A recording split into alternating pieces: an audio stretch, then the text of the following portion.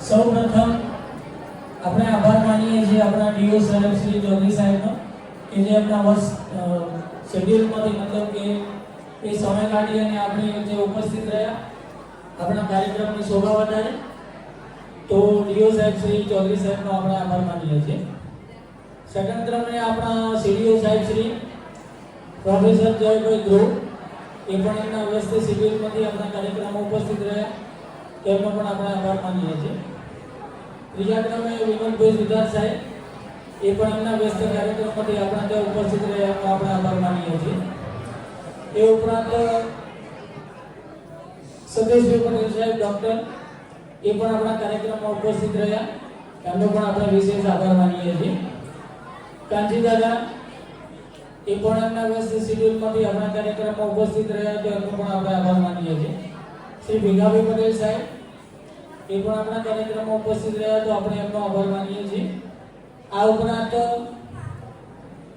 આપણી સ્કૂલમાંથી વિદાયમાન અને આચાર્ય તરીકે જે રહેલા ત્રણે શિક્ષક મિત્રો અને એમના ફેમિલી મેમ્બર જે અહીંયા પધાર્યા છે એમનો પણ આપણે આભાર માનીએ છીએ. આપણી ભગીની સંસ્થાઓ અરવિંદ જેવા પ્રાથમિક શાળા અને ભગવતી ઇન્ટરનેશનલમાંથી પધારેલા આપણા બંને આચાર્ય મિત્રો એમનો પણ આપણે આ તબક્કે આભાર માનીએ છીએ. વિશેષ કરીને મંચનું આખું જે આયોજન છે કાર્યક્રમનું જે સંચાલન છે એ સંચાલન કરવા બદલ આપણે વીએસ ચૌધરી સાહેબ અને મહેશભાઈ ઠાકોર સાહેબનો પણ આપણે આભાર માનીએ છીએ. આપણા આમંત્રણને માન આપીને આપણા પૂર્વ આચાર્યશ્રીઓ અલકાબેન ધનરાજભાઈ સાહેબ એમનો પણ આપણે વિશેષ આભાર માનીએ છીએ. આપણી શાળાના પૂર્વ શિક્ષક સાહેબો જે અહીંયા ઉપસ્થિત છે એમનો પણ આપણે આ તબક્કે આભાર માનીએ છીએ. આ ઉપરાંત જે વિદ્યાર્થી મિત્રોએથી ઇનામો પ્રાપ્ત કર્યા છે અને એમના વાલીઓ પણ અહીંયા જે ઉપસ્થિત છે તેમનો પણ આપણે આભાર માનીએ છીએ. વિશેષ કરીને અહીંયા ફોટોગ્રાફી અને વિડીયોગ્રાફી કરનાર આપણા હિતેશભાઈ સાહેબ અને ફોટોગ્રાફી કરનાર છે એમનો પણ આપણે આભાર માનીએ છીએ.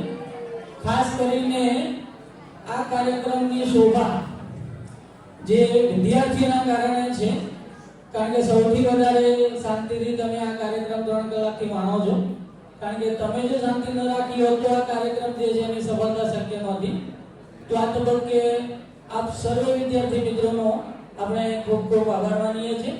અને છેલ્લે આ સંસ્થા એનજીએમ કે જેમને આપણને આ જે હોલ જે છે એ આપ્યો જેમાં આપણો કાર્યક્રમ શક્ય બન્યો તો આપણે આ તબક્કે સંસ્થાનો પણ આભાર માનવાનું ભૂલીએ નહીં. તો આપણે સંસ્થાનો પણ આભાર માનીએ છીએ. અને આમ તો સ્ટાફ પરિવારનો આભાર માનવાનો હોય નહીં કેમ કે આ કાર્યક્રમ અમારો છે તેમ છતાં પણ આપણે સ્ટાફ પરિવાર શાળા પરિવારનો આભાર માનીએ છીએ.